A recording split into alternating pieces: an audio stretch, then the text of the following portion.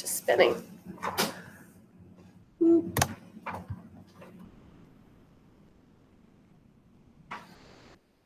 Still spinning. There we go. All right, so this is the last set of notes. So all of you viewers at home, make sure you like and subscribe this YouTube channel. I'm just kidding. We're doing word problems with law of sines and law of cosines. So we're going to do number 1, but we're going to skip number 2. Number 1, a forest ranger at an observation point A, along a straight road. This is your straight road. Sights a fire in the direction of 32 degrees east of north. So here's the fire at point C. North is straight up, never eat soggy waffles, 32 degrees east of north. That's why they give you the 32 there. Another ranger at a second observation point B, 10 miles due east of point A on the road, sights the same fire. So he sees the same exact fire, except it's at 48 degrees west of north. So never eat soggy waffles. Waffles. West is to the left, so they've got 48. West of north. Find the distance from each observation point to the fire. So we want to find point A to the fire. We want to find point B to the fire. And find the shortest distance from the road to the fire. So we want to find the lengths of those 3 segments. So you've got three different parts of the problem. All right, what do you guys see? You got to be able to be like, oh, I have this, so I could find this, or I don't have this, so I can't use this.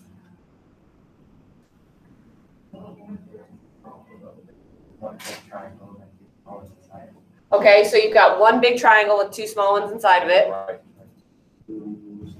Which ones are right triangles? The left side and right side. So the 2 smaller ones that are nested inside of the big ones are right triangles. What do you know about the big triangle? It has a side of what? 10 miles. If you have an angle and its opposite side, then what could you use? The law of sines. So if we could find this angle, then we could use the law of sines. So we could say sine C equals over something. How do you get to that angle? Yes. All right. Complementary angles. Angle A and angle B, the big ones, have to be how many degrees? They have to be 90 degrees because they use the terms due west, due north, due east, yada, yada. So if you have 32 degrees that was due east of north, we can figure out its complementary angle. So go ahead and do 90, take away 32, gives you 90 minus is 58. Yes? No? Yes? Yes. 58. 90 minus 30, 60 minus 2 more is 58. And then same thing on the other side. We would get 40, 42. We good? All right. How can those help us get to that big angle across from the 10? Yeah, we can do the measure of angle C would be equal to 180, take away 58, take away 42.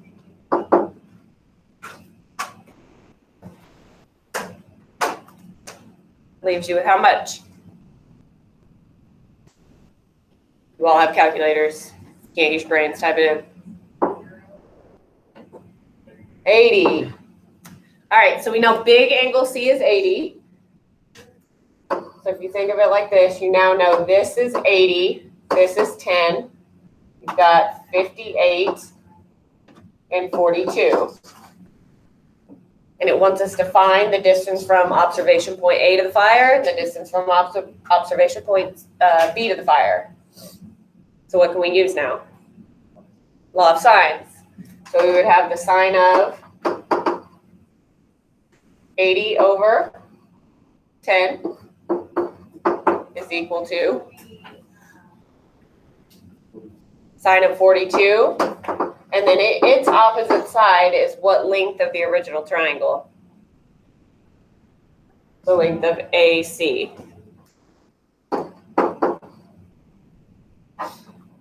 Oh, we do our thing, cross multiply, divide.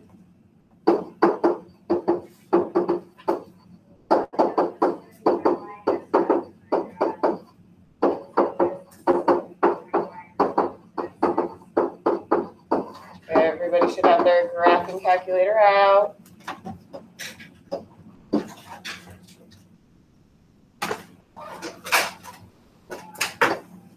And sine, 45, I was putting that wrong. 10 sine of 42 divided by the sine of 80. And let's go ahead and store that value.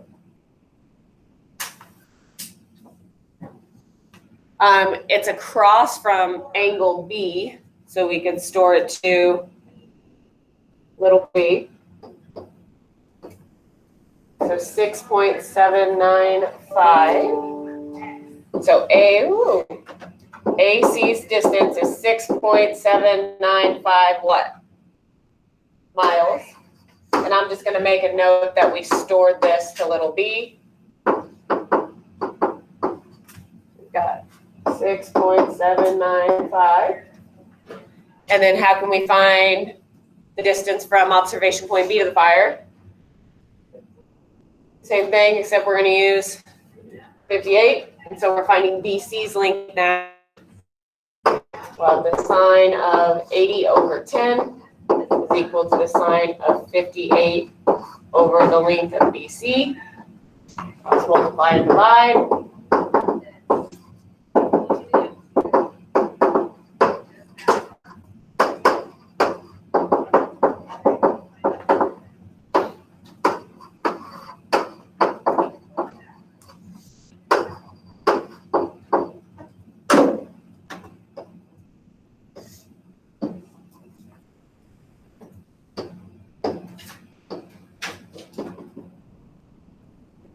So 10 sine of 58 divided by the sine of 80 gives us 8.611 miles.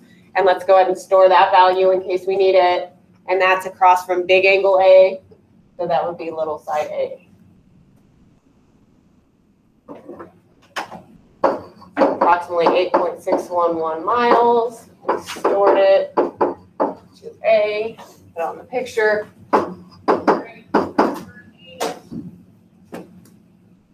And then we still need the direct distance from the fire to the road. So we need that teal color line up there. What do you know about that? Where is it located? Do what? Or it's part of a what? It's right next to the right angle, so it's part of a right triangle. Which right triangle? The smaller one or the bigger one, right? It's literally in both of the triangles. Way back in geometry, you learned a property called the reflexive property of congruence, when a segment is congruent to itself. So CD's length in the triangle on the left, it would have to be the same length on the triangle on the right. So you can either use the triangle on the left, or you can use the triangle on the right. It doesn't matter as long as you do the math right, you would get the same value for CD. You guys want to use the one on the left or the one on the right? Right? I heard right loudest. All right, so we're going to look at D, C, B. We had 8.611, which we have stored as A. We're trying to find CD. We know angle B is 42, right? I scrolled to, 42. And then you will not put the 10 on D to B because that belongs from B to A. Don't split it in half because you don't know if it's being cut in half. So now you have a right triangle. You need CD, which is what to the 42? Opposite. 8.611 is the hypotenuse. So what trig word could you use to find CD? Sine. So we'll have the sine of 42 is equal to our opposite, which is CD. That's what we want to find over the hypotenuse, which we have stored as little a. So when we cross multiply, we'll have CD, which is what we want to find, is equal to A times the sine of 42.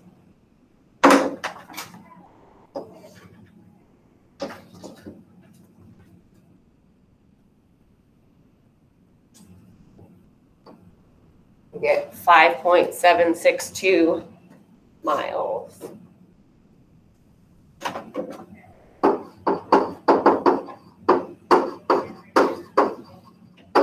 So we had the distance from A to the fire, B to the fire, and the shortest distance to the fire.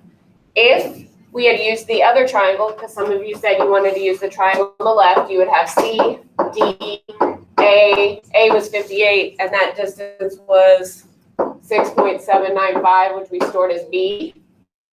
So you'd still want the opposite. You'd still have the hypotenuse. You would still choose sine, except your angle would be 58 equal to CD over B. And you have CD equals B times the sine of 58. And we also stored B into the calculator. So you would have B times the sine of 58, and you get the same value. So it doesn't matter which triangle you use, you should end up with the same distance. All right, so what did we have to use first on this? We had to use the law of sines, and then we got to switch and use what? What? I couldn't hear you. We got to use Trig. We got to use SOHCAHTOA. Any questions on this one? All right, number 3. We're going to skip number 2 for time purposes. At Busch Stadium, that's where what team plays? Cardinals. If a visiting team hits the ball to the wall at dead center, this was before they redid their stadium, so I'm not sure if it's 400 anymore. If a visiting team hits the ball to the wall at dead center, which is 400 feet from home plate, how far will the center fielder have to throw the ball if he wants to throw a runner out, tagging up from second to third? So you got to know a little bit about baseball for this one. So let's talk the plates. If you don't know the plates in baseball, this would be home, first, second, third. So when they talk about dead center, so where does the batter stand? Home. Okay, I'm just pretending like you guys don't know anything. And then if he hits it dead center, that's to here. So this purple distance would be how much? 400.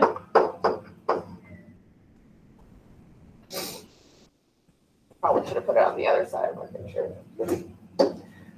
All right, and it says, how far will the center fielder, so that's assuming he picked it up at the wall, how far will he have to throw the ball if he wants to throw a runner out, tagging up from second to third? When does the runner get to go?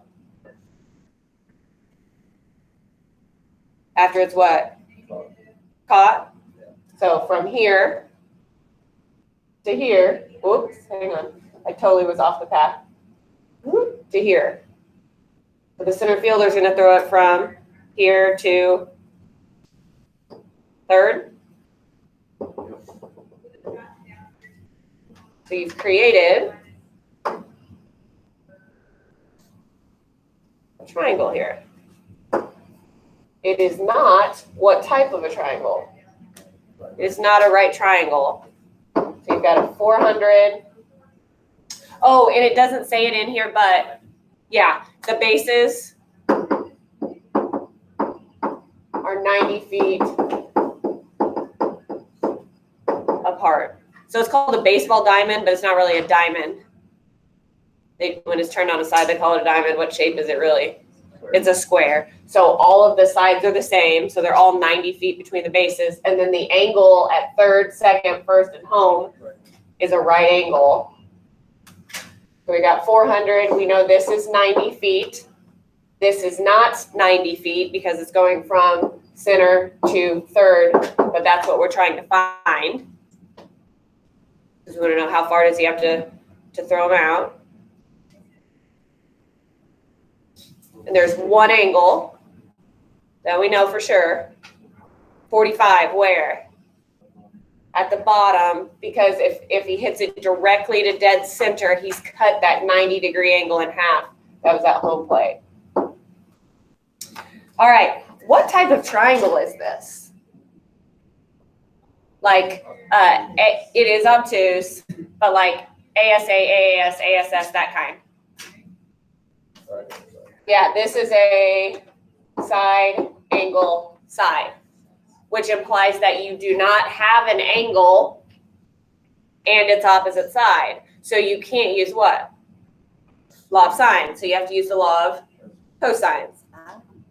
Now, you don't have to worry about like the little a squared equals or the little b squared equals or the little c squared equals, because what are we trying to find? X. So it's going to be x squared equals, and what would the other two sides be? 90 and 400. So we'll have 90 squared plus 400 squared.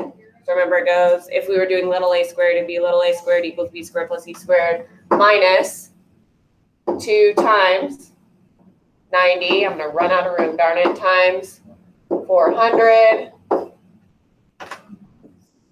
Hang on just a second, let me scoochy. Times the cosine of 45. And then how do you get x by itself? Square root it.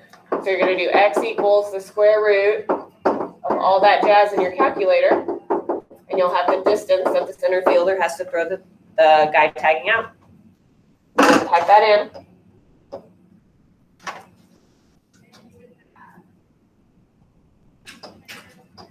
The square root, 90 squared plus 400 squared minus 2 times 90 times 400 times the cosine of, whoop, not 75, 45, boom, boom.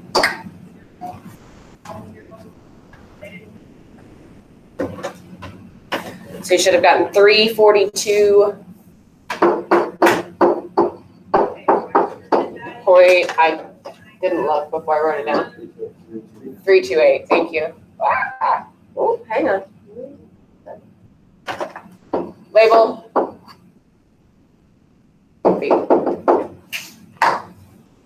That's kind of cool. You can figure out how far the center fielder really throws it. Next baseball practice, you can go do some law of cosines out there. How far is it at the rock? The center field. How much? 444. Jeez. Oh, so if it's 444, what would we have to change?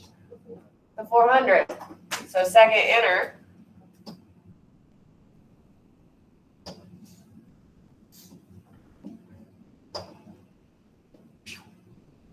And 85 feet.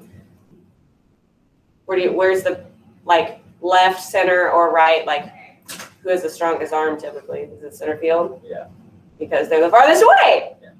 Isn't that cool? Math, baseball, boom. Who's your center fielder? All right. Number 4. You'll never think of baseball the same. All right, a parallelogram. I need to refresh your memory about properties of a parallelogram real fast. Draw another one of those below it. Ooh.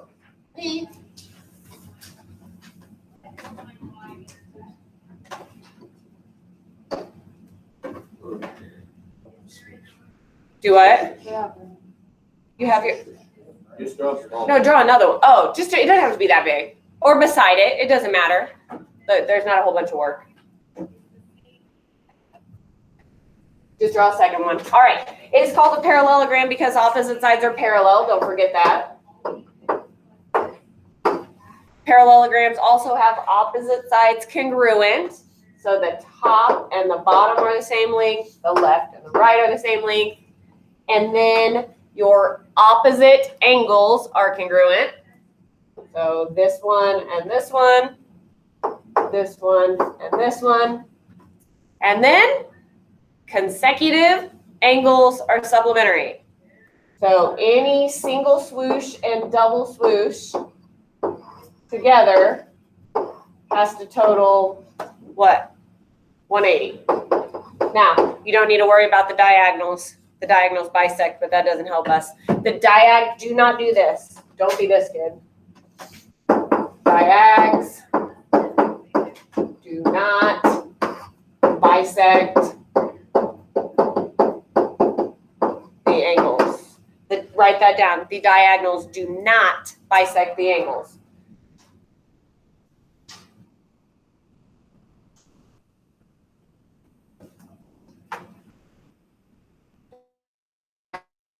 Not bisect the angles. What's bisect mean?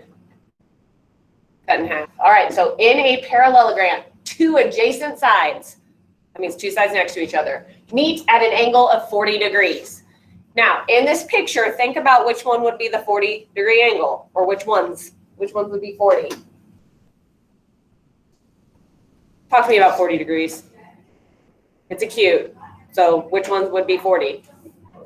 Top right and bottom left, the opposites. The other two angles would have to be what, and how do you figure it out? 140, because you take them away from 180 because they had to be supplementary. And the two sides, it says, are 4 feet and 9 feet in length. So your shorter side should be 4, and your longer side would be 9. 9, 4, 9. All right. What is the length of the shorter diagonal? There are two diagonals. I'm going to use two different colors. You don't need to draw both. You're going to tell me which one we're going to find the length of. This one is across from what angle? The 140, right? This one is across from what? The 40, right? Which one would be the shorter diagonal?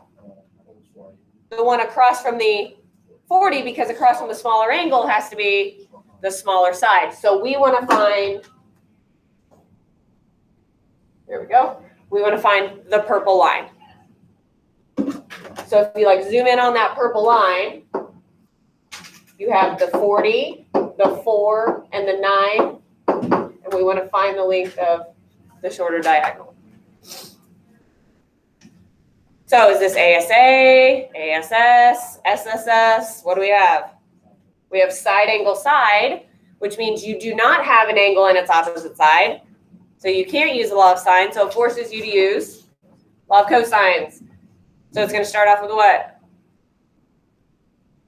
X squared equals 4 squared plus 9 squared minus 2 times 4 times 9 times the cosine of 40. So be careful on your worksheet, be careful on the review, be careful on the test. Make sure you figure out which diagonal it's asking you to find. If it asks you for the shorter one or the longer one. Type this in.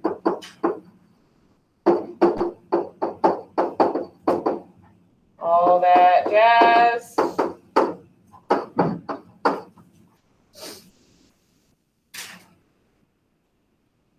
We get 6.469 feet. That's what you should get.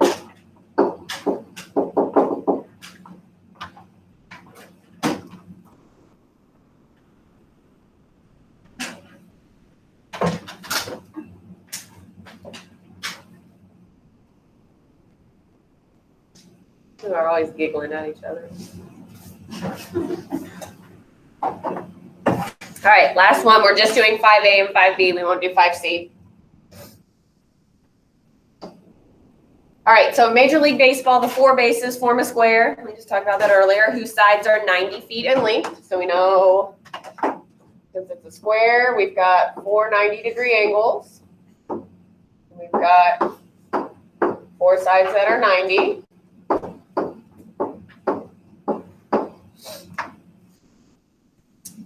The front edge of the pitching rubber is 60.5 feet from home plate.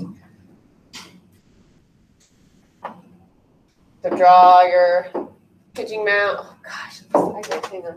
It should be directly in line with home plate and second base. But what we are going to figure out here in just a minute, I believe, is that it is not directly in front of first and third. Okay, so you need to have it a little in front.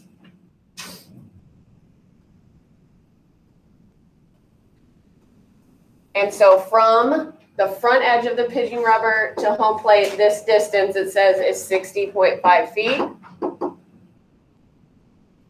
Find the distance from the front edge of the pitching rubber to first base. So let's say a ball was hit to the pitcher fields it, throws it to first base. How far does he have to throw it?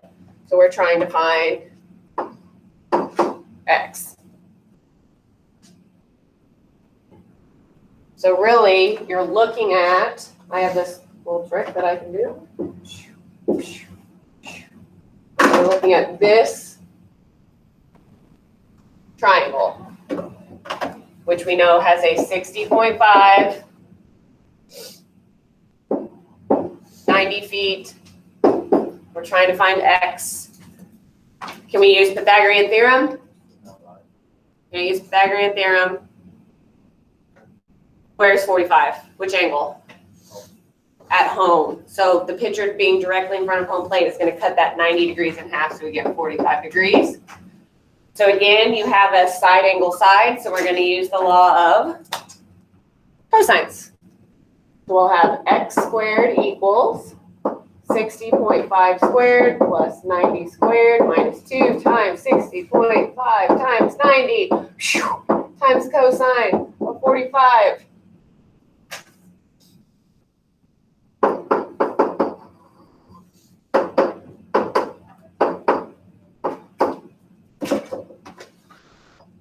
Type that in. Let's store it just in case we need it.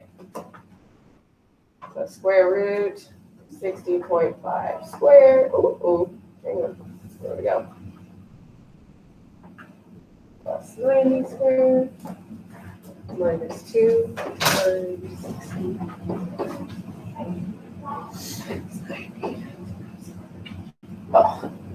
Prom nails. Get me. All right, so we get 63.717 feet. Store that just in case. Store it to X. And jot that answer down, 63.717.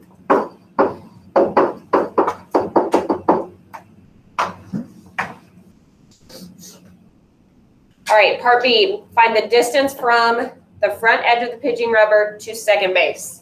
So let's call this value y, since we already had a distance that we called x.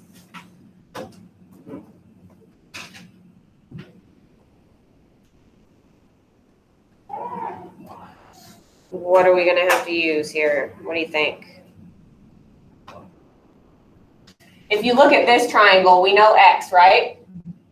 We know 90. Do we know this angle? Is the pitcher directly in front of first base? No, so you can't cut that in half and call it 45. This angle would have to be 45, but to have side angle side, it would be the y, the 45, and the 90. And you know, like we just don't have, so you can't use that triangle. But the y is part of another triangle, the bigger one. So the one that goes from second down to home, up to first, and back.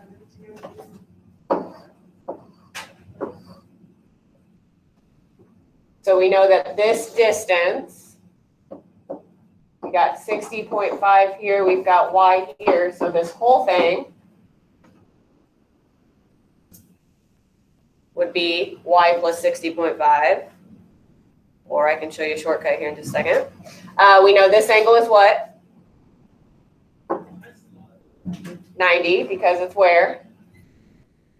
This is first place. First place. It's first base.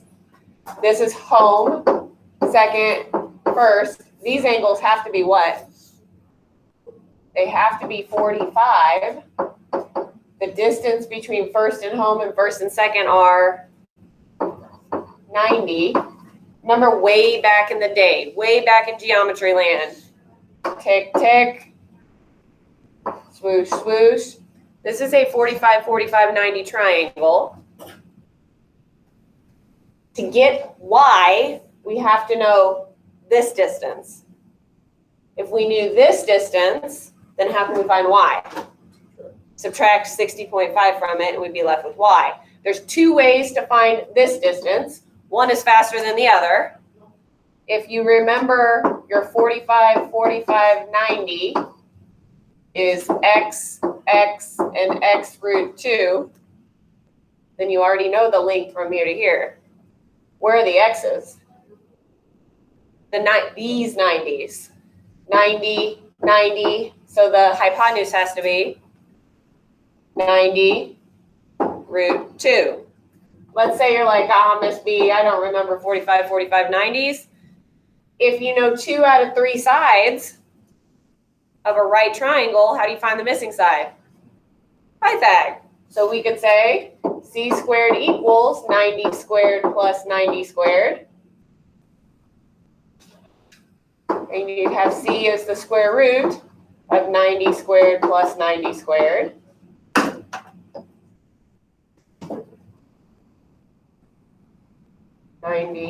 Squared plus 90 squared. 127 and some change. We'll check this out. 90 root 2. Whoa! Crazy how math works. Now, our answer is not 127.279. That's the distance from where to where? Home to second. 127 point, what was it? 279. So how do we actually get y?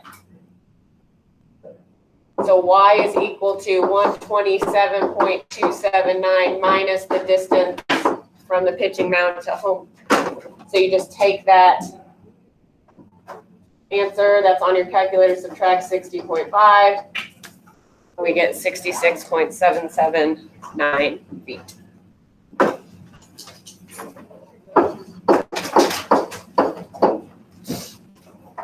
Maybe you can quiz Coach Bordwick on distances around the baseball field and be like, no, Coach, it's this. All right, remember the ones that I had you take off. The angle on number 7, cross off number 9, cross off number 11.